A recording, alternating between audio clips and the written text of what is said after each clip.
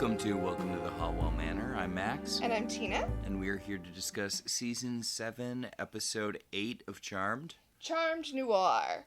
Okay, so the thing is, this is just a good episode. I just genuinely enjoyed it. And you know what I feel like really helps that? It's a Paige-centric episode? Yes, but I was going to say it feels like people actually want to be here this week. Yeah. I mean, obviously not everyone. This is still Charmed, but like Rose McGowan is genuinely, like, she feels like she's having a good time here. Which is not a thing we usually get from her, which is fair. Having read her memoir, she was just doing the show for the health insurance.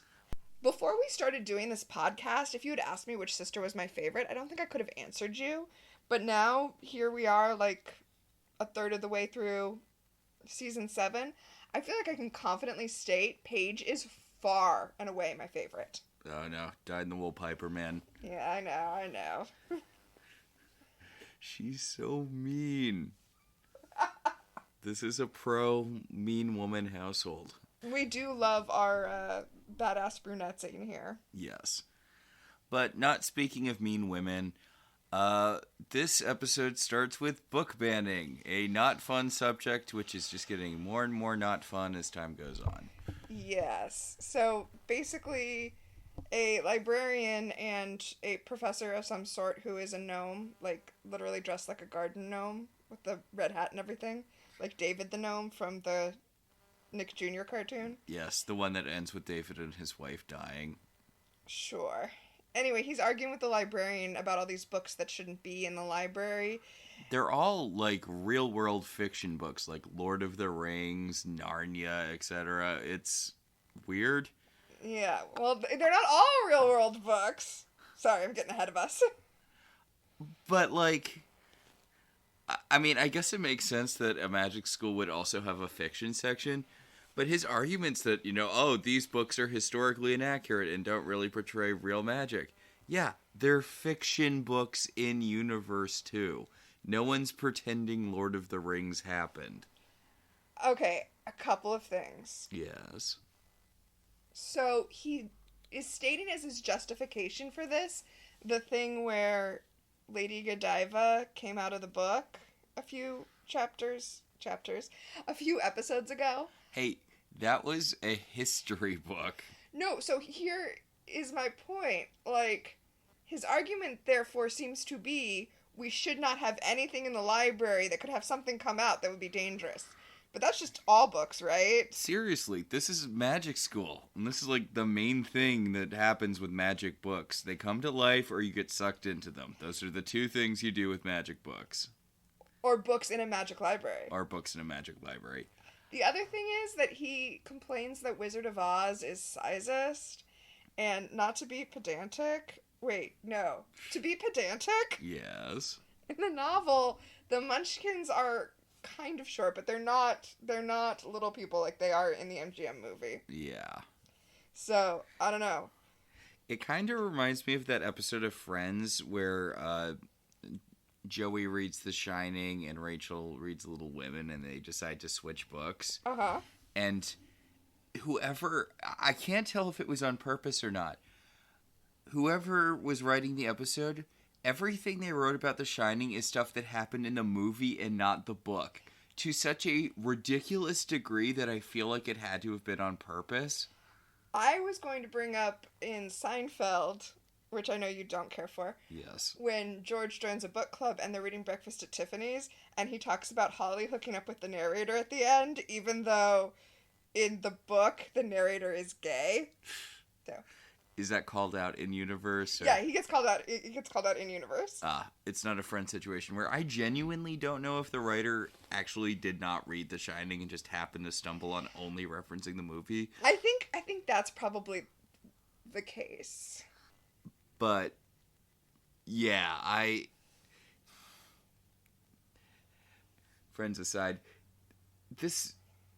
I know it's a jokey haha scene, but it really reminds me of a lot of real world book banning stuff, including the thing where that judge claimed that like kids' pride book depicted an S&M festival, which it didn't in any way. And it's like, okay, so either you are lying, in which case you should be super recused or whatever, or you are too stupid to understand a children's book, in which case you should not be offering judgments on anything. Or you just believe whatever nonsense you're told. Which is also bad if you... Yeah. It's a children's book. It would take you literal seconds to read it. And so much of this stuff, I follow Ryan Estrada, who does a lot of work with banned book stuff. Uh-huh. And a lot of the complaints are just like, clearly these people did not read the books or even look at them. Well, as long as we're, like, delving into politics here, the problem is that for this particular group of people, they consider the mere existence of queer people pornographic. So there's never going to be it's not... Or, like, once that domino gets knocked down, they also don't want to see any diversity in their books. Well, I was about to say, one of the banned books, which keeps getting banned for pornographic reasons, is called The Banned Book Club. It was written by Ryan Estrada's wife, whose name I sadly cannot remember right now, and it's about growing up in Korea and having a banned book club and reading books that were banned by the government. It is not pornographic at all. It is about a group of children trying to read books that were banned by, the government. Like, clearly who's ever reporting this book has no idea what it's about. Ugh, yeah. But, yeah, no, that's getting way too real in the episode where a gnome gets shot. Spoiler alert for what happens to the gnome. Alright, so to get, like, back on track, I feel like Paige needs to get control of this situation. She is the headmistress, and she is just sitting on the couch watching the two of them go at it for so long. Yeah, like, no offense to Emma Frost, but if you are the headmistress of a school, a lot of your job is basically just squashing beefs between teachers and or administrative staff. Like, her whole thing being that she wanted to be a teacher makes no sense with her being a headmistress. Your job is mostly administrative. Yeah. To paraphrase Principal Lewis from American Dad. Also, as a child, and I'm going to be completely honest, stretching into today, I've always wanted to get sucked into a book. No. I just have very firm memories. I appreciate the Narnia books for this, where the Narnia books take... There's a part where Eustace is skinning a bird, birds he caught with puddle glum for them to eat, and he's like, adventure books never really talk about how much gross shit you have to do when you're on an adventure. Okay, yeah, but I don't want to get sucked into Narnia. I want to go to, like, Longbourn, attend a ball at Meryton, and then come out of the book so that I can use modern plumbing. Like, I don't think that that's unreasonable. No. I mean, no. Boy, this would be a different episode if it was two sisters, not two brothers. I'm not saying girls can't be into true crime, especially given the proliferation of murder podcasts that are a thing now. Yeah, I honestly think that if it was, not to, like, make broad generalizations as I make a broad generalization, but yes, the book was written by two brothers who were students at the school, the book that's going to be the key book in this story, and it's a noir story. I feel like in this particular time period, if it was a book written by two sisters, it would be urban fantasy. Which is weird because Charmed is already urban fantasy. Yeah, I was going to say, would that have the same appeal if you were in, like, a magic school? Or yeah, good point. Would it be like how superhero comics don't exist in Watchmen? And it's pirate comics? Yeah, I was actually just about to say maybe it would be a pirate book. Urban pirates. Okay, let's continue. I mean, that was also a thing in Charmed, remember? Charmed! Yeah, but those were pirates. I mean, like... Sexy pirates? No. I'm thinking of, like, the land pirates from Gallivant. Like, urban pirates. Although, I'm sure there are a lot of teen girls who are into Gallivant. I'm not exactly sure that's a fantasy that... You know what there'd probably be? There'd probably be a lot of Star Trek stuff. Ooh, yeah. That's what I was writing at that age, honestly. That's the fanfic I was writing at that age. Yeah. And for our younger listeners, I came of age, because I'm an elder millennial, so I came of age before AO3 existed, before fanfic.net existed. Web rings.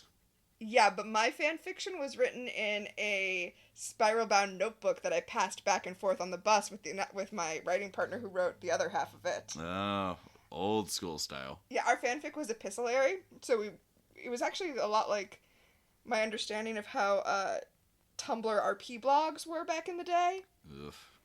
I'm sorry, those make it so hard to find stuff when, you're trying to search for a certain X-Men and the search thing is half, roleplay fic for, pages that you have to just keep scrolling past. It's like, oh my god, DMs exist for a reason, people. Well, we weren't ruining anyone's SEO because Google didn't exist yet. We were just writing in notebooks, and we each were, certain characters, and we wrote letters back and forth in character.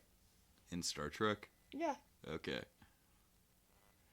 Yeah, I guess it would make sense people would write letters in Star Trek. Everyone's very weirdly into past Earth culture. Mm-hmm. And no one emails or texts. That sounds great to me. Yeah, point. I mean, that episode of Lower Decks where Boimler goes to, what's the thing? Ferenginar? Yeah, Ferenginar. And he ends up getting completely addicted to TV because it doesn't exist the same way it does for us, in the future. Mm-hmm. People have holonovels and stuff, but, television doesn't exist. So he instantly gets addicted to, fake The Office. And, a fake cop show. Yeah. Landlord cops. Yeah. They have commercials in the TV show. Listen, one of the things I love about my current job is that I don't get any emails for it. Mm. Because my job is 0% customer facing, and my entire team is 10 people, and we're all in a Teams chat the whole day, so nobody really sends emails to me. It's amazing. I love it. That is kind of the dream. Anyway, so Paige is doing a not great job headmistressing.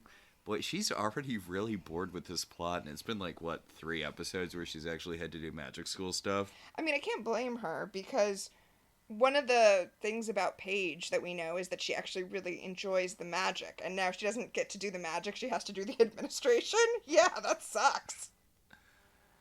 So, Paige shuts this down. She's like, okay, look, librarian, you're in charge of the books that you have, so just stop letting this guy yell at you, and you... shut up and focus on your gnome studies or whatever you teach. She also pulls up one of the books that he wants to ban, and she's like, this isn't even a magic book. It's a 1930s crime caper called Crossed Double Crossed. I mean, these are all fiction books, Paige. None of these are real magic books. Honestly, though, even the books that are fiction books, though, were, magic-based. Yeah, again... Lord of the Rings. She could stand to have been a little more suspicious of this book. This doesn't fit the school's theme. One of these things is not like the others. One of these things doesn't belong. And yet it's the one she hands to the gnome, and she's like, why don't you try reading one of these books you're trying to ban? Which, I mean, yeah. She waxes poetic about how much she loves the romanticism of the 1930s. And the gnome's like... vastly cannot relate, lady. Anyway, Leo calls her out of the room so that she cannot witness what's about to happen. Yes, the gnome opens the book and uh-oh, he gets sucked right in. Whoa! So Leo, now secretly an avatar, no longer has his, moral ambiguity thing going on. He's wearing the, very non-suspicious long sleeve button-down shirt over a t-shirt. I would argue that he's even more morally ambiguous now, because he's an avatar now. No, but he's just not tortured about it. He's not being suspicious. He's wearing a good guy shirt. Oh, okay. He doesn't have smudges on his face anymore. That's true. He doesn't have any stubble anymore. Yeah. He's clean shaven. Also, he brought 2 people back from the dead last episode, but don't worry about it. Well, they were only mostly dead. I mean, that's not true, but that's what they are telling themselves. Also, I actually did look it up because I got into a thing with someone on Blue Sky about Leo bringing people back from the dead. And I referenced the Excalibur episode, and I thought I got it confused with the Genie episode. But no, they die in the Excalibur episode, too. That guy kills them, and they become ghosts. And then after the commercial break, they're not ghosts anymore.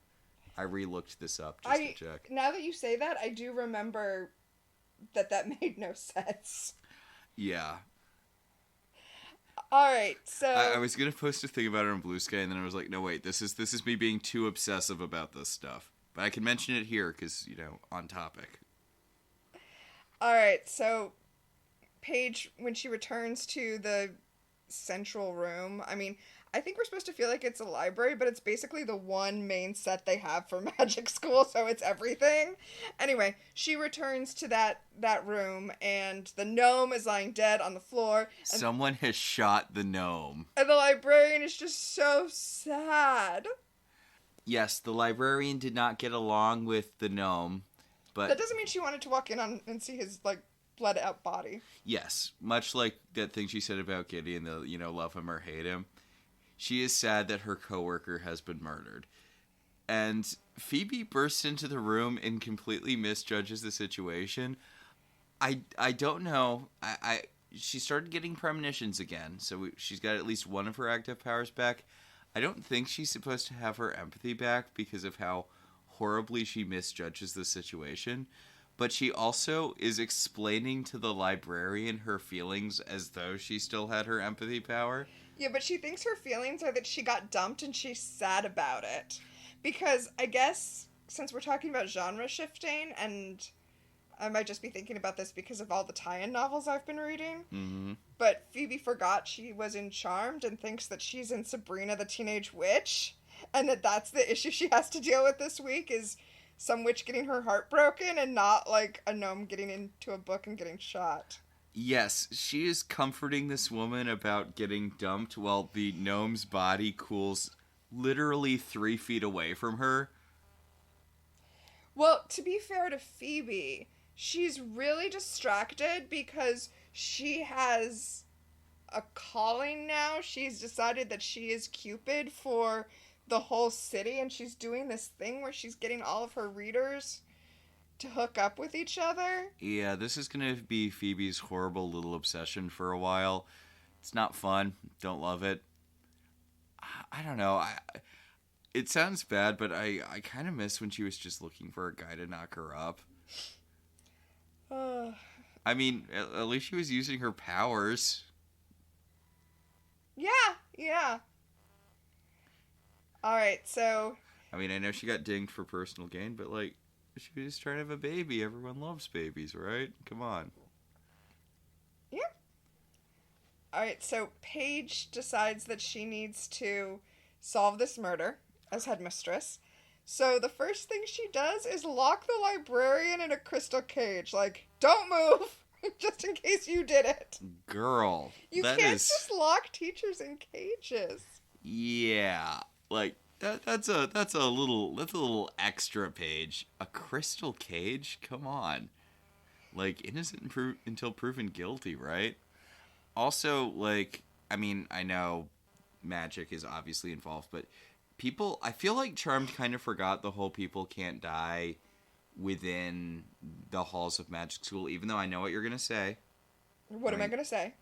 You're going to say that the book counts as its own alternate dimension, and that's why the gnome was able to get shot there. That's exactly what I was going to say. But, it's weird to me that no one brings up that you're not supposed to be able to die in magic school. They do bring it up. They do? Yeah. I swear there was a throwaway line where they were talking about people can't die at magic school. And when Agent Brody is going to show up in a few minutes to check the scene, because, as they also mentioned, Daryl is not returning their calls anymore. Fair. Right. Agent Brody specifically points out that he was killed somewhere else and moved here because he didn't bleed out here in the room. So, yeah. He didn't die in magic school. By the way, Phoebe has changed her mind about Agent Brody from last episode when she was suddenly cool with Paige calling him Kyle because he helped them out or whatever and therefore had proven himself trustworthy. But now she's back to not trusting Agent Brody anymore. And she's mad that Paige is calling him Kyle again.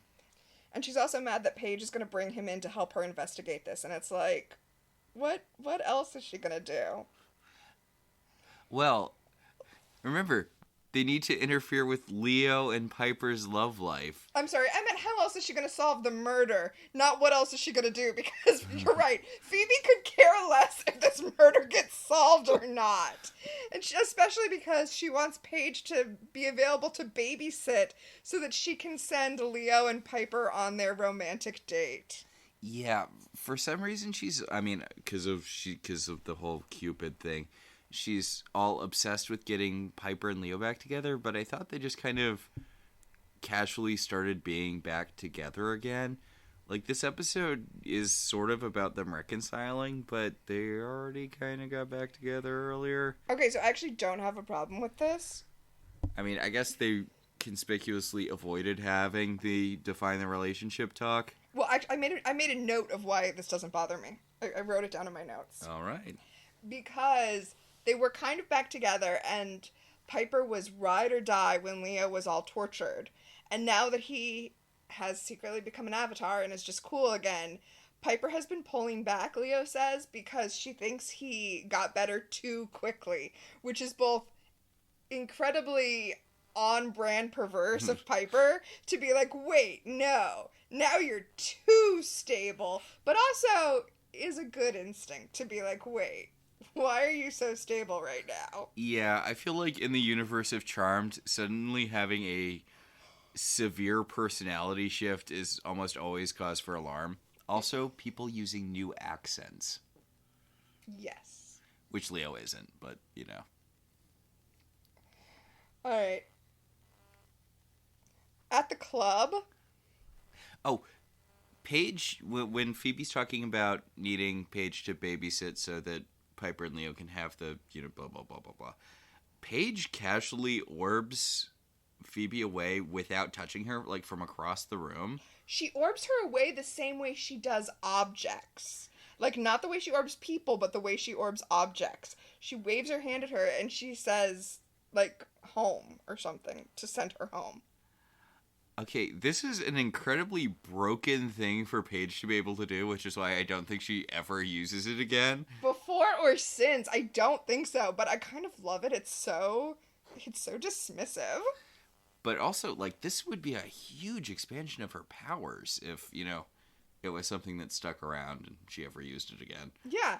I mean, if she could just send demons somewhere else.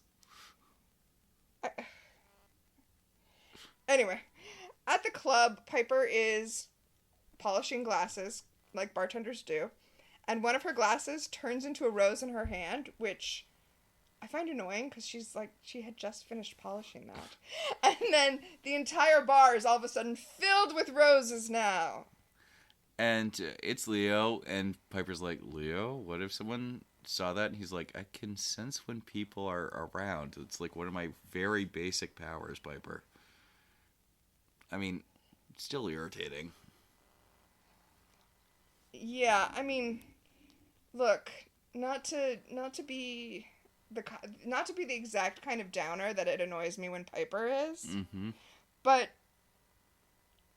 his romantic gesture just, like, tripled her workload for the day. So maybe that's not the message you want to send. He's being very Ross in season 3 of Friends, since we're referencing Friends a lot this episode. Yes, he is. He's just coming in and interfering with her work. Although, to be fair, he did arrange for her assistant manager or whatever to cover everything. And he says he arranged for Paige to take care of the kids, even though Paige has definitely not agreed to that, so that he can take her out on a date. He asks her if she wants to be with him again, and she's like, yeah, but this is weird. Like, this is... You got better too quickly. Yeah, which, again, normally would be kind of an asshole thing, but I don't know, even in real life, if someone was going through like a depressive spiral or whatever, and then suddenly they were super upbeat, that's like a warning sign thing. Yeah, no, usually if somebody's in a depressive spiral and then all of a sudden they get happy, it's because they've made a decision. Yeah. Yeah. Although clearly that's not what's going on here. But, It is! I mean, yeah. No, that's exactly what happened. He was in a depressive spiral and then he made a decision to become evil. To become neutral. It's so hard to talk about the avatars. Yes. But The big neutral. But Piper's like, okay, look, I do want to be with you, but I think we need to pump the brakes because too much is happening too fast.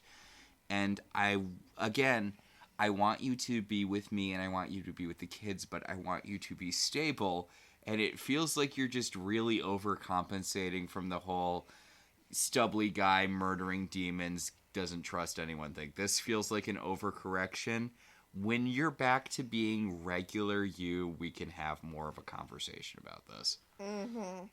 Which is kind of a vague goal, but, you know. The avatars show up to talk to Leo after Piper leaves, and they try to convince him that the way to get Piper back is to bring the sisters in line with the Avatar's way of thinking, which is correct. That would be the way to get Piper back. And also, you don't have to fight demons anymore is like the easiest sell in the universe. It's all Piper has ever wanted. Alright. Meanwhile, people who do want to fight demons, Agent Brody, is at home trying to get information about the Avatars, and I just realized what terrible SEO the Avatars must have. Oh, yeah. Well, it's helpful for them, right? Yeah. But poor Agent Brody is like, Avatar. Negative sign, not Last Airbender. Negative sign, not James Cameron. I just said that out loud. I don't know if those things actually exist. They were all coming out around that time. They might not have been out by the time this episode aired. But I'm not going to look up the timeline. I think Last Airbender was out at this point. Yeah. But, like... I don't think the James Cameron movie was out, though. I'm trying to think of when I watched it. Oh, no, it definitely wasn't. Because that was, like, I think, like, 2013-ish, right? I think it was... I was going to say, like, 2010. I can't believe the sequel made that much money. Like... Did it? I had no idea how much it made. Oh, yeah, no, it made a ridiculous amount of money. And I someone whose film opinion I generally respect was talking about what a good movie it was and how, you know, not Marvel-y, blah, blah, blah. And I tried watching it, and I'm like, oh my god, this is tell, don't show the movie. Like, the first 10 minutes of the movie are just them being like, oh yeah, and Sigourney Weaver's character's soul went into this new baby, and that's why it's voiced by her, and we got Navi married and adopted this human child who's abandoned by others. Like, it's just them talking for 10 minutes about everything that happened between the first movie and this movie. And I'm like, this is... Okay, here's the real question. Yeah? Does it incorporate the canon of the Animal Kingdom amusement park? I don't know. I noped out. Honestly, I noped out before the opening narration thing was done because it felt like it was taking forever. And I'm like, you know what? I do not care enough about this universe for this. Because it feels like it would probably negate a lot of that canon. Well, I'm sorry. I was just thinking our kid has been very Frozen obsessed, which actually extended to watching the film version of the pro shot of the Broadway play. The pro shot of the Broadway play. And there's this really awkward bit early on where one of the rock trolls is like, hey, I can't believe a Northuldra girl became queen.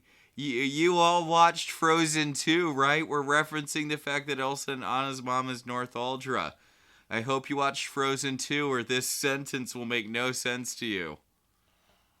I think it's weird how sexy they made the rock trolls. Oh my god, yeah, the guy who played Grandfather Pobby had like an 8-pack. It's nuts. And like his costume is just... It's a loincloth. Who made this creative decision? And white guy dreads, which... I mean, I would like to thank the person who made that creative decision. The loincloth bit, not Yeah. the white guy dreads. Exactly. Yeah, no, because that dude was mega ripped.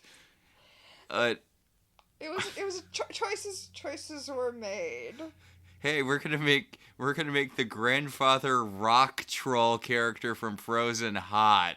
I will say the same choices were made in a version of Peter Pan, a regional production of Peter Pan that my sister was in years and years ago, where all of the native Neverlanders were played by super ripped guys just wearing loincloths. Jesus. Except for Tiger Lily, obviously. God, that's a really hard thing to adapt these days. Yeah, my sister. So then, more recently than the years ago that my sister was in that production, she directed a production of it, and she got permission from the estate to make some changes to it to try to, Well, it's like how every 20 years or so they try to do a new version of Kiss Me Kate that isn't the most sexist thing ever. She also did a version of Kiss Me Kate that I thought worked well. It's hard though because it's it's an adaptation of Taming of the Shrew about putting on an adaptation of Taming of the Shrew. Mm-hmm. Quite possibly the most sexist Shakespeare play.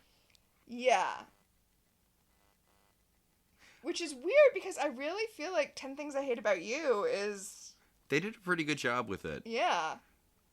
I mean, you're not on the dad character's side, so... Yeah.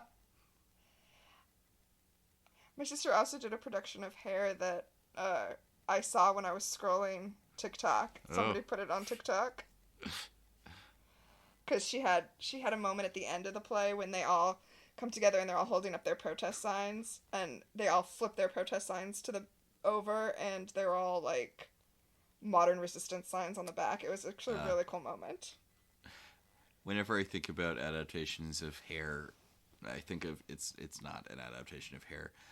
It's a joke from very early Family Guy, where Meg's in a production of Death of a Salesman, but since they're not allowed to talk about death in high school, they all just wave around sparklers at the end.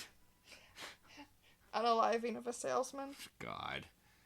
The TikTokification of language has been unsettling. I mean... Yeah. Yeah. I mean, I mostly I don't want to be old man yelling at clouds, but yeah. Well, I was watching a YouTube documentary about the Daddy 05 channel, the massive amount of child abuse that went into that YouTube channel. Mm-hmm. And the person who was doing the documentary, it was really well researched. It was well done. It was Swoop, right? It was Swoop.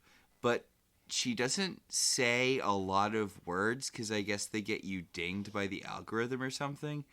So she just won't use a word. It just drops when she's saying abuse or child or any variation on the word child. And I'm like, this is a very surreal listening experience. Yeah, okay, so I don't want to be old man yelling at clouds. Yes. But it does feel a little dystopian when people are changing their language because of an algorithm. I mean, unalived is the big one. Mm-hmm. Yeah.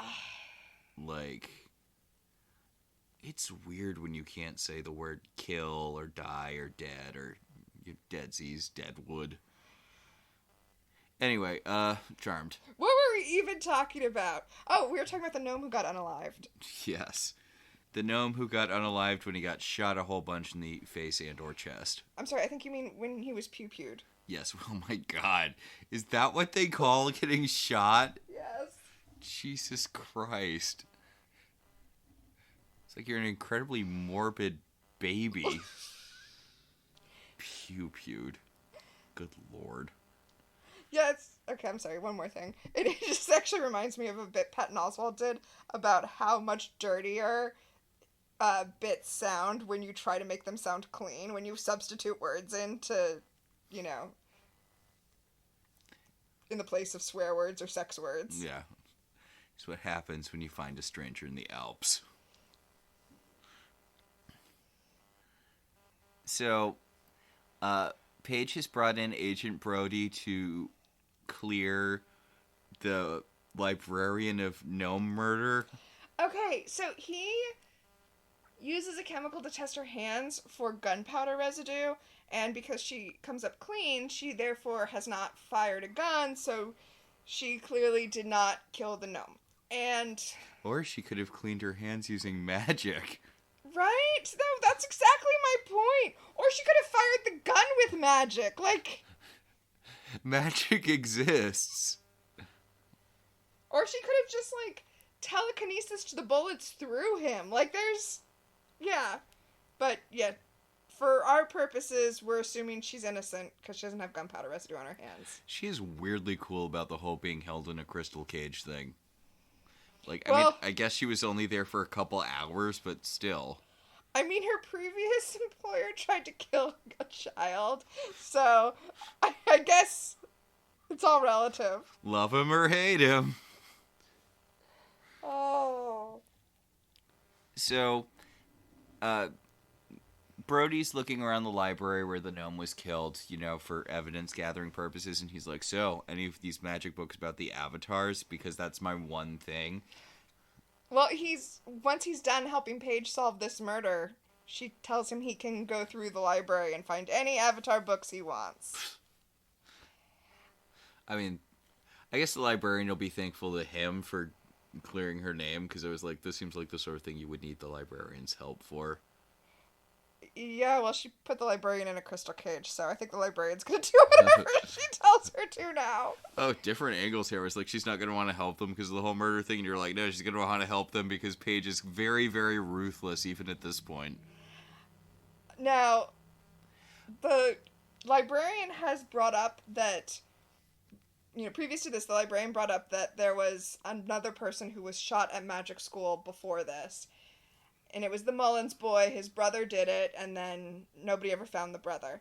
And when they pick up the book, they see that it was written by the Mullins brothers. Aww. Yep.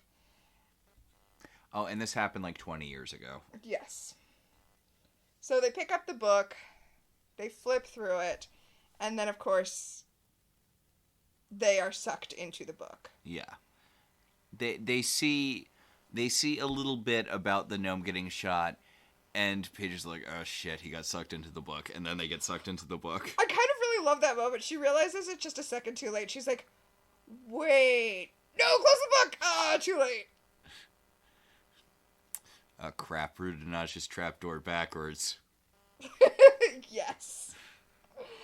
Oh, so now they are in black and white. And Agent Brody's like, wait, could magic turn everything black and white? And Paige is like, I was here for the... I wasn't here for the guy getting pulled out of the horror movie thing, but I was here for Phoebe putting on Grams's cursed ring and turning into a Donna Reed 50s housewife. So yes, I have personal experience with people getting turned black and white by magic. She actually says she doesn't have personal experience, even though, as you just pointed out, she totally does, but yes. In addition to being black and white, everything in the book is also at a Dutch angle. It's fantastic. A low Dutch angle. Yes. Like, they are going for a thing here. Also, Rose McGowan was just born to be a femme fatale in a 1930s gangster movie. Like, girl has the opposite of iPhone face. Yeah. Like, she fits into this aesthetic so well. Yeah. Also, I wrote in my notes that this is basically a Star Trek holodeck episode. Oh yeah, no, 100%. It's weird how many episodes of Star Trek are just like, we're doing a detective show this week. Holodeck. We're doing Robin Hood this week. Holodeck. Yeah, it's funny. In original series, when that happened, they had to land on a planet that, for whatever reason, had turned into gangsters. Or oh my god, the gangster planet of... A piece of the action is one of my favorite Star Trek episodes of all time. Just throwing that out there. Has anyone followed up on that? Because I feel like you need to follow up on that planet. It's a shame Lower Decks is canceled because that would be a perfect thing for Lower Decks to follow up on. I am genuinely surprised Lower Decks did not. Especially with the whole thing in Lower Decks where Captain Freeman's whole thing is that she wants to do follow-ups to planets they helped, because you can't assume a planet you helped 70 years ago is still helped at this point in the future. Yeah, Operation Swing By. Also, the way that they solved that issue was not by violating the Prime Directive more. I mean, I would say that they kind of already did by leaving the book behind, Gangsters of the 1930s, which is what the people found and based their society on. There's just two universes, this one and Cowboy Universe. No, yeah, but the way that Kirk dealt with that universe was by claiming that he was now the head gangster and they all had to pay him a cut. So that's definitely something that needs to be followed up on. Yeah. Especially because it's not like Kirk ever went back to that planet. No. And we know he kept horrible notes. That's the whole reason Wrath of Khan exists, because Kirk couldn't be bothered to do a mission report. Just scrawl the word Genesis device somewhere. No, just write down where you dropped off the genetically engineered Supermen. And that lady with the immovable hair. Oh my god. Okay. I can't get into Space Seed because that will be our whole podcast. All right. Okay, but that episode of Voyager you showed me where they give Seven the makeover, that's a direct reference to that, right? When they try, like, moving Seven's hair helmet slightly, that feels like it's a direct reference to... I believe it is, and I will not be swayed from that belief.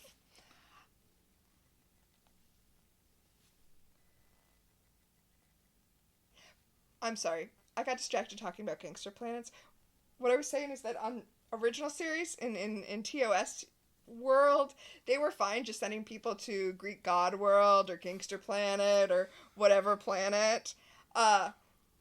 In Next Gen, they were a little more discerning.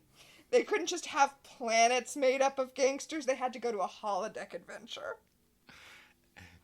But it's just weird that you could be tuning in for, your sci-fi fix and then just get a Shakespeare thing because that's what they felt like writing that week.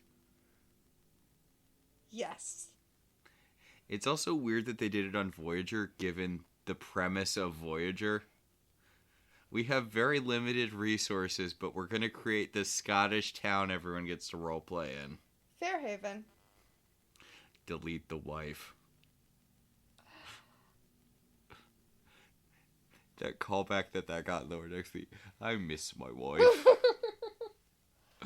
Oh. This is actually going to be something we talk about a lot when we do Welcome to the Q Continuum. Also the fact that apparently any program you leave running in the holodeck for long enough, even if it's at incredibly low power, becomes sentient. Like, I feel like there's some moral issues to the holodeck if that's the situation. Yeah. Also, you can just request that the computer make a holodeck character be smart enough to gain sentience, which is what happens with Moriarty. Also, Dracula is... I know you hate that. I'm sorry. I don't hate it. It's just... I get it a little more now that I've done some Dracula stuff myself, but... There's a thing that indie comics people have with Dracula. Like, it's this, like, group obsessive thing with Dracula. And one of the places it's most evident is the Lower Decks thing where Dracula becomes real. And, like, the whole thing immediately goes up Dracula's butt in a way that was not enjoyable for me to read personally. But I know a lot of people liked it. Yeah. Well, and I was actually referencing the thing that Ryan North wrote in the, like, in between the panels, where he was like, so yeah, Dracula exists in the Star Trek universe. Even if you don't see him on screen, just know he's there. Although, to be fair, I mean, this isn't exactly breaking Star Trek continuity. Scotty got possessed by Jack the Ripper. Also, again, Candlesex Ghost. I mean, Candlesex Ghost. Although that's like the most Star Trek thing of all the other things we've... that's the most space sci-fi thing of all the stuff we've mentioned. The Scottish candle ghost. Because he was an energy being. You can't just throw, oh yeah, he was an energy being at the end of the Scottish ghost episode and have it suddenly be Star Trek-y. I mean, they did, but... Yeah, not only can you, they did. It wasn't a ghost, it was a phasic energy being that happened to be exactly like a ghost, and it was phasically tied to a candle, and it phasically fucked everyone in Beverly Crusher's family for generations. He wasn't exactly like a Scottish ghost. He took the form of a Scottish ghost so that he could fuck the Crusher women. God. Thank God they moved to Scottish Planet, the planet that's themed around Scotland. Well, I mean, presumably prior to that, he was just in actual Scotland. Scotland. Alright. Charmed. So Paige is like, oh boy, oh boy, oh boy, we get to do gangster stuff. And Agent Brody's like, you have your powers here, right? And Paige is like, nope. And then the gangsters approach them, and they think that they are after the Falcon. Not the Maltese Falcon, the Burmese. Falcon. The Burmese Falcon. Everyone knows that the Maltese Falcon was a red herring. It's the Burmese Falcon that's real. Anyway, these people have Tommy guns that are absolutely real and are definitely going to kill them, but they've managed to run away. And then they have to go get kitted out in period-appropriate attire. So they go to a store called Bogey's Apparel. Of course, if you were a, crime, film noir obsessed teenager, that is what you would put in your book. I want to point out what an impressive piece of magic this is for two teenagers to do. I mean, this piece of magic is the thing that postgraduate Quentin does in Magicians. Yeah. So, yeah, it is very impressive. It's too bad that this kid is never going to want to use magic ever again after this, because, that's some skill there. Yeah, yeah. So, I kind of enjoy Agent Brody being like, we can't just break into a place and steal clothes, and Paige explaining to him, well, it's a fictional place. We're stealing fake clothes. None of this is real, Brody. There's a really cute bit between the two of them where she's like, are you watching me change? And he's like, no. Did you watch me change? These two have some chemistry. They definitely do. Although, I can't help but think that it would be hard to not have chemistry with Rose McGowan.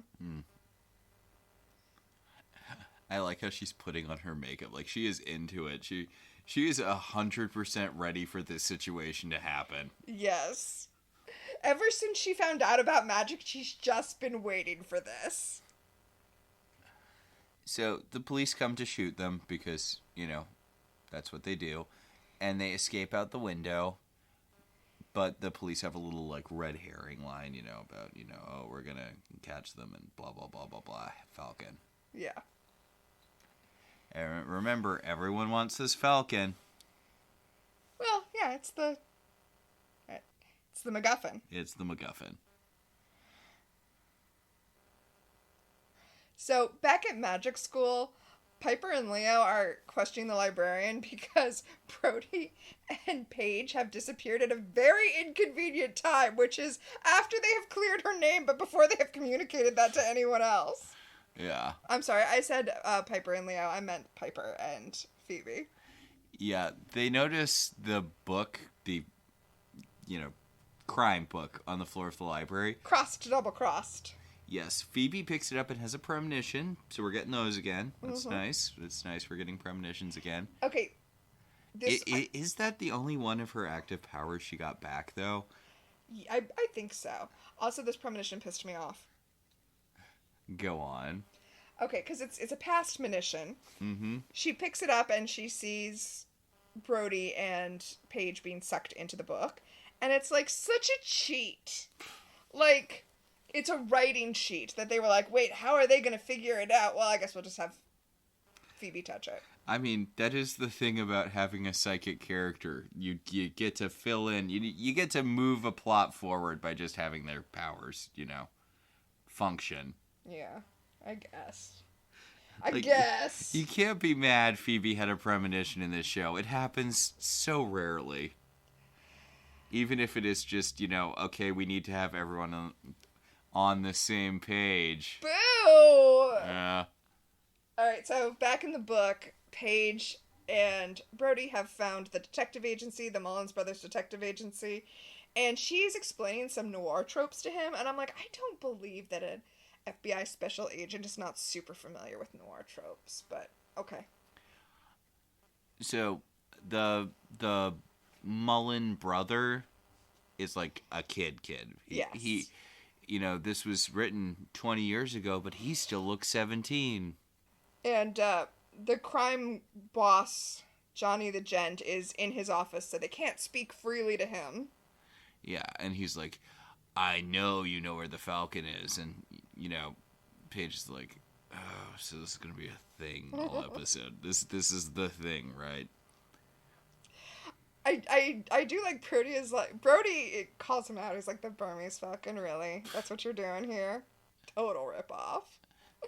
Meanwhile, Paige gets like right into her noir voice, and she's like, yeah, I gotta have a conversation, but it's between me and Eddie. So you need to hit the bricks. Or whatever. Yeah.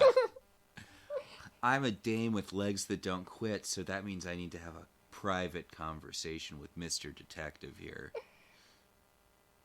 And Eddie's like, no. Well, she does say, we came from your school, so he's like, So he does send Johnny away. And one of the things, we don't find this out right now, but one of the things is that, like, he's not aware of the passage of time. So for him, his brother, like, just got killed. Yeah. Which is a really horrible thing to think. Like, he's been stuck in this for 20 years, this grief over getting his brother killed. Or I guess alternatively it's better because it only feels like a little time has passed. I don't know. Yeah, I don't think he has like 20 years of built up grief. I think he just feels like... Because he hasn't realized time has been passing. Yeah, for him it's just been a day. So he's like, you guys really need to get out of here because people who aren't a part of this story have a tendency to get shot, so maybe you should leave. And they're like, well... It's a little late for that now, kid. Yeah, we really don't know how to leave, and we think this is one of those things where you have to just, like, finish the story, so... Yep. He tells them that it was fun when they first went in there, but then his brother got killed by corrupt cops.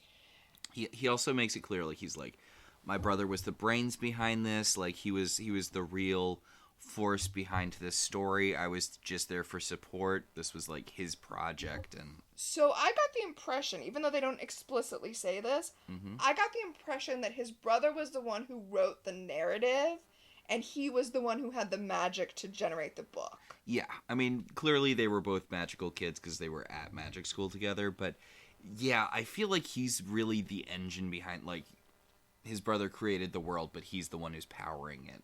Mm-hmm. Which makes sense that he wouldn't be able to, or he wouldn't really know what to do about moving it forward. He also doesn't really want to move it forward because he doesn't want to leave the story because he got his brother killed, but yeah. But yeah, if his brother was the creative force behind it, like, the story can't advance without him. Mm-hmm. Which is why he's been stuck in the same day for 20 years. Yep. So he sends them out of the room and then immediately calls Johnny and is like, yeah, they don't have the Falcon, but they're going to be trouble. We got to get rid of them. Wah, wah, wah. And Agent Brody, who is, the actual cop, is like, yeah, he's being super shifty as hell. He's definitely going to double cross us. Like the title of the book. Right in the name of the book.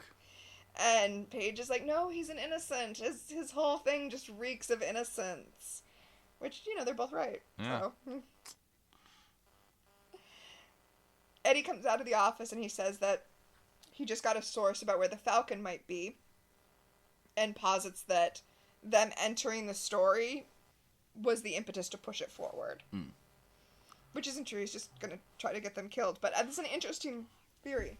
So do you think he got the gnome killed, or do you think the gnome just showed up and started yelling at people and got shot instantly? Yes, that is what I think happened. Because remember, as soon as they showed up, people started shooting at them, so... Yeah. Yeah.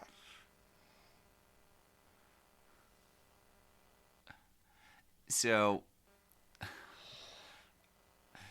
back at the manor, Piper and Phoebe are talking about how it's all Agent Brody's fault that they got stuck in the book. And Leo opens the book and they're like, Leo, you're going to get sucked in. And he's like, no. He uses the Avatar's powers to shut down the book so that it won't suck him in or anyone else in, so that now they can, read it. That feels like overkill to me, personally. What, you don't think that an elder would be able to overcome the magic created by 2 high school students without the help of the Avatars?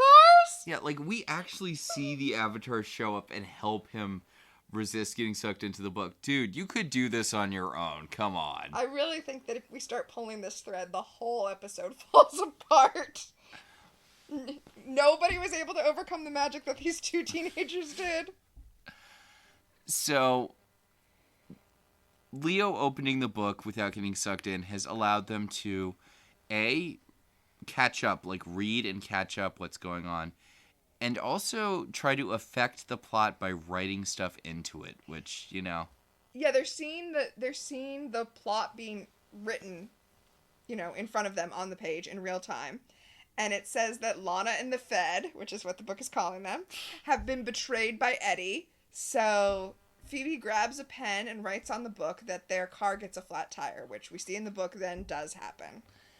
I do like one of the things they established right off the bat, Once Upon a Time, the author style, is that you can affect things in the story, but you can't change the direction of the story. Like, you can change details, you can add things, but you can't just be like, the good guys win, the end. You can't just write, like, somehow Palpatine returned. Yes, you can't write somehow Palpatine returned.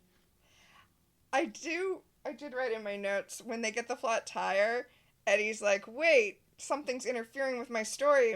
This wouldn't happen in my story. It's too cliche. And I'm like, what are you talking about, man? What's the object you're looking for again? Like, everything in your story is a cliche. But... So, yeah, Eddie's like, that's too cliche. And, he gets out of the car and Paige is like, yeah, I think my sisters are doing something here. This feels like a my sisters thing. Mm-hmm. Like, clearly this is not where the story's supposed to be going. So, I think we might need to get out right now. I mean, it really doesn't affect the plot that much. Jimmy just brings the gangsters who are gonna, trap them over to the car. I mean, it slows them down for a minute. So, we go to commercial, and when we come back, we see that the book is literally resisting Phoebe rescuing them via, Deus Ex Machina by not letting any pens write on the book. I like that they've just tried a bunch of pens, and Leo's like, okay, look, the pens clearly aren't the issue. It's that, that thing we talked about earlier. You can nudge the story a little bit, but you can't just end it. And Piper talks a little bit about how narrative works. Heroes have to be heroes, blah, blah, blah. And Phoebe looks at her all weird. She's like, I read a lot. And Phoebe's like, maybe you should get out more. Well, maybe not, because this is what's going to save your sister. Also, shut up, Phoebe. She has 2 kids and, runs her own business. If she wants to relax by reading books, let her read books. God. Also, if you run a nightclub, wouldn't getting out just feel like work? Busman's holiday. Yeah. Yeah. So... Yeah, Phoebe's like an extra strength dick in this episode for no reason. I know, right? Anyway, Piper and Leo are going to go talk to the Mullins boys' parents, and Phoebe's just going to keep following along in the book and try to keep them alive. God, that's going to be an awkward conversation.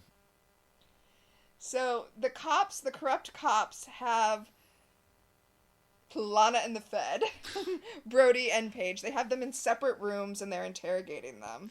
They're lightly torturing Agent Brody and just threatening Paige. Mm-hmm. We're not going to torture a woman on screen. We will kill them, though. Then Phoebe has the brilliant idea that the way out of this is for Paige to act like a femme fatale. Which I feel like Paige should have already known that. That seems insulting. But I do like that she has the cop call her sister, like, hey, sister, to indicate that Phoebe is now at the wheel, so to speak, and, like, send her a message.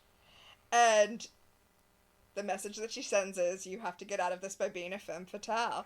And oh no, I can't believe I have to role play along in this genre I like. This is the worst. At one point when she's doing the, like, seduction thing, she does say, I'm just crazy about cops. And I'm like, yeah, she kind of is. Yeah, two out of her 3 love interests. Yep. Not counting Glenn. Yeah, poor Glenn. He was in like 3 episodes and they hooked up once. I mean, again, he would have been a good story engine. It would have been cool to have a, cast member who wasn't a magic user or a cop. But you know what? They're not going to give Paige anything, so. Yeah. Anyway, Paige gets the gun away from him. She knocks him out. She saves Brody. And, we're not giving him his first name either. We're calling him Brody instead of Kyle. It's because, yeah. Whatever. It's just easier to have one way to reference a character. What is this, our Once Upon a Time podcast? Or the opposite? Yeah, there were a lot of names there to keep track of. Yeah. Quick, what's Mary Margaret's husband's name? David? Or is it Charming? Or is it, what was it, George or whatever it was in the first few episodes before they decided, Oh, what's funny is... James. Yes, what's funny is David actually has the fewest names, I feel like. I thought you were going to say, quick, what are all of Rumpelstiltskin's names? Oh, God. He's the Beast, he's the Crocodile, he's the Dark One. He's Mr. Gold. He's Mr. Gold, he's Rumple. Did you say Crocodile? I don't remember if I did, but yes, he's the Crocodile. Speaking of Peter Pan. He's the fairy godmother. Oh, God, yeah. Oh, so over at the Mullins' house, basically, their mother is saying that she never believed that Eddie killed his brother, which was the story.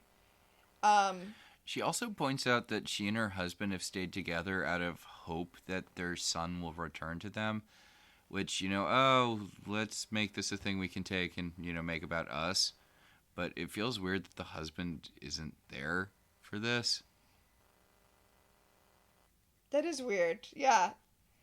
What would it have cost them to have one more person sitting on that couch? It wouldn't have ruined the scene, and it would have made it... Yeah. What's going on there? Yeah, but the important thing is, she talks about them writing the story, and they're like, oh, the kid's clearly still in the story, blah, blah, blah. Yeah. She's like, everyone said that Eddie killed his brother, but I never believed them. They were always working together on that story, and Piper's like, okay.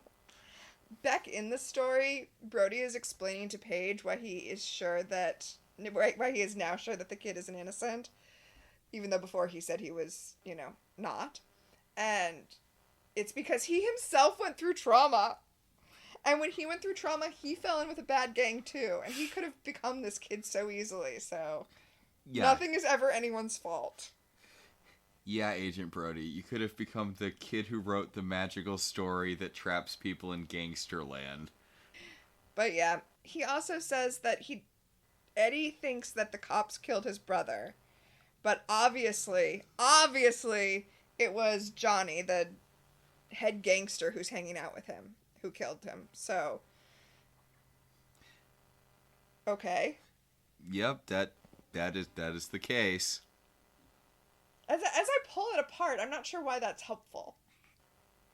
I mean, I guess they need to get him to advance the story, and the logical endpoint for that would be him confronting his brother's killer, right? That would be the climax. So. Yeah, I mean, that makes sense. Yeah. But the real problem is that he hasn't had the motivation to complete the story before now. I don't know why knowing who the real killer was when he thought he already knew changes the calculus.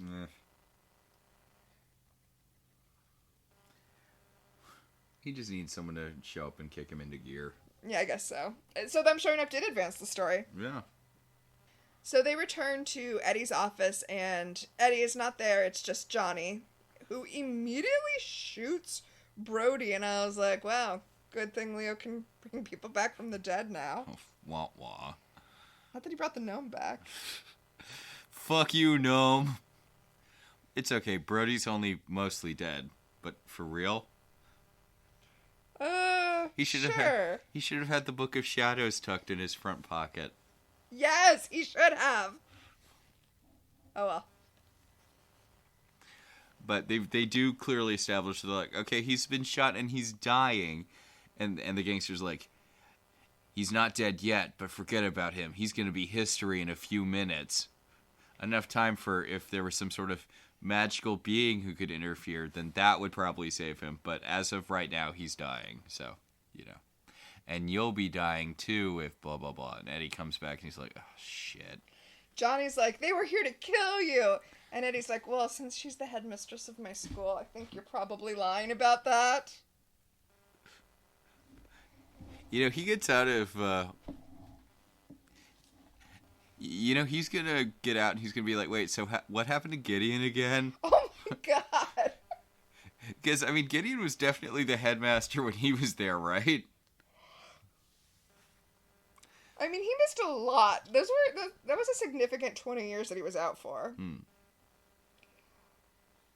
So, Paige is, imploring Eddie to realize that it wasn't the cops that killed his brother, it was Johnny. And she's like, hey, maybe my sister who's reading this could write in a flashback. Which Phoebe does, and the gangster's like, what the fuck is going on here? It kind of reminds me of, not Totally Killer. What was the other 80s slasher time travel teen girl movie we saw? It was Totally Killer, and it was... Oh, yeah, no, it made me think of that, too. Was it called Final Girls? Maybe? Yeah, Final Girls. Yeah. But in that movie, one of the things they can do, because they're trapped in a movie that the main character's mother starred in when she was younger. But one of the, main things that they can do is invoke flashbacks to buy themselves time.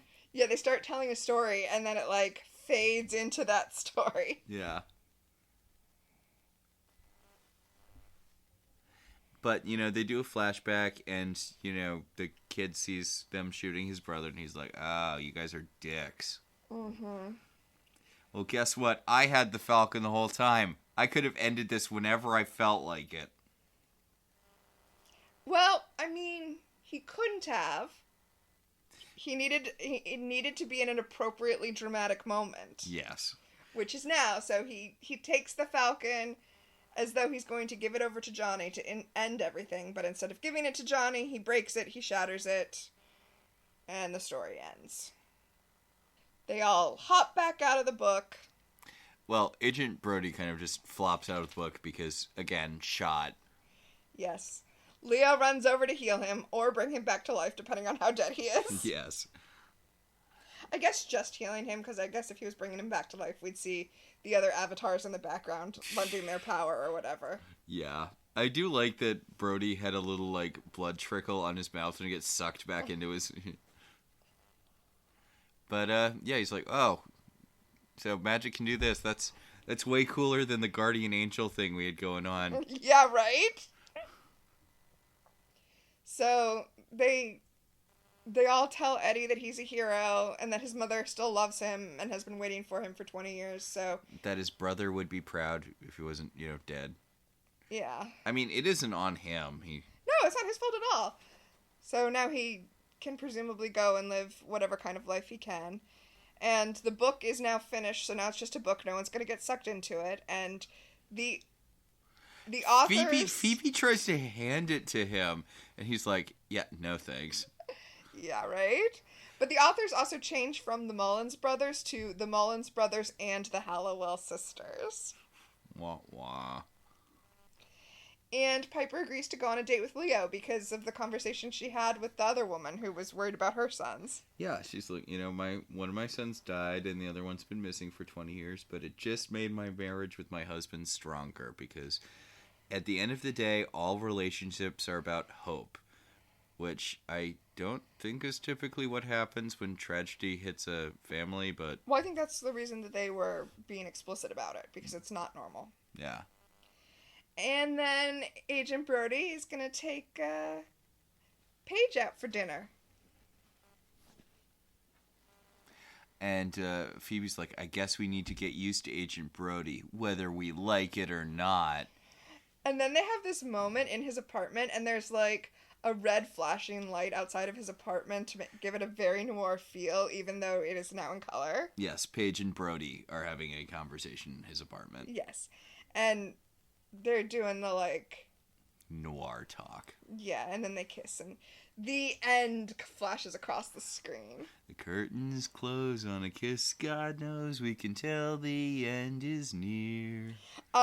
I do have to say that the captions say, saucy film noir-esque music plays. All right, fair. So, yeah, this episode was a lot of fun. I really liked it. I think you can tell how much I liked it by how many tangents we had. Yeah, which we only normally do if an episode's really good or really bad. Yeah. But yeah, this was a fun one. I like this one. And you know what? It felt like the cast was having fun, which did not always happen. Definitely not. Except Alyssa Milano, who they had on major grouch mode for no reason this episode. I don't even know. I don't even know. Should we do our segments? Yes. Much like the Charmed Twins, we have our own Power of Three. The first power in our pack is Premonition, who in this episode is, was, or will become famous. The opening credits spoiled this one for me.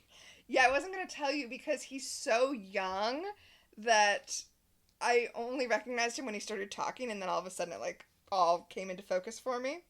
But one of the corrupt cops is played by Christy Mitopoulos, who has been in lots of stuff. I guess the two biggest things I think of him as being in are the billionaire investor in Silicon Valley and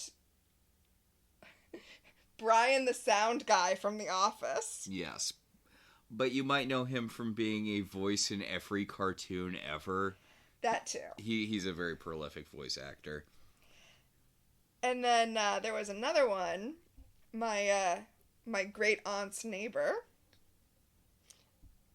Yeah, my great aunt lives in the Chicago suburbs next to the Cusacks. Yes, the librarian is one of the lesser known Cusacks, like Ann Cusack. Ann Cusack. Another one who I feel like came into focus when you heard her voice because her voice sounds very similar to Joan Cusack's voice. Yeah, she has a very Cusack-y voice. The second power in our pack is Time Freeze. What specifically dated this episode? I don't really feel like there was anything that specifically dated this episode. I mean... That's the thing about a time travel, or the thing about a film noir pastiche, right? Yeah, Time Freeze, it was very 1930s. Well, I mean, those come along every 10 years or so. People get into it, like, noir thing. So, like, but it happens kind of too often for it to be a time freeze. Yeah, it's kind of evergreen. Yeah. And the final power in our pack is telekinesis. What, if anything, genuinely moved you? It's weird because I like this episode, but I didn't have any bits where I was like, oh yeah, that moved me emotionally. I was actually genuinely moved emotionally when Mrs. Mullins was talking about, losing her sons and never losing faith in Eddie and all of that. That did genuinely move me. That was nice. It was nice that she was very clear about not blaming Eddie for his brother's death. And, like, she's like, everyone was talking like it was his fault, but they loved each other. I knew he would never, Mm-hmm. So, next week, we're doing There's Something About Leo. Oh, dear. And the Peacock description is, the charmed ones are distracted by Leo's confession that he's an avatar. Okay. It's not an exciting description. We'll see how that episode is. Yeah. All right, so I think that'll about do it for this week. I think that will about do it. Our show is partially listener supported. If you want to be one of the supporters, head over to our website, www.welcometotelevision.net, and click on our Patreon link. We'd like to thank our current $5 and above patrons: Beryl, Patricia, Rosa, Alex, Becca, Carolyn, Cassidy, Daniel, Alicia Hoops, Javier, Jen, Maricruz, Randall, and Twinflower. If you'd like to support the show in other ways, you could always rate and review us on Apple Podcasts. It helps other people find the show. If you want to talk about this episode, or any episode of any television show, you can email us at ilovetelevisionzines@gmail.com, or you can find us on Blue Sky at Welcome to TV. So until next time, I'm Max. And I'm Tina. And this has been Welcome to the Halliwell Manor.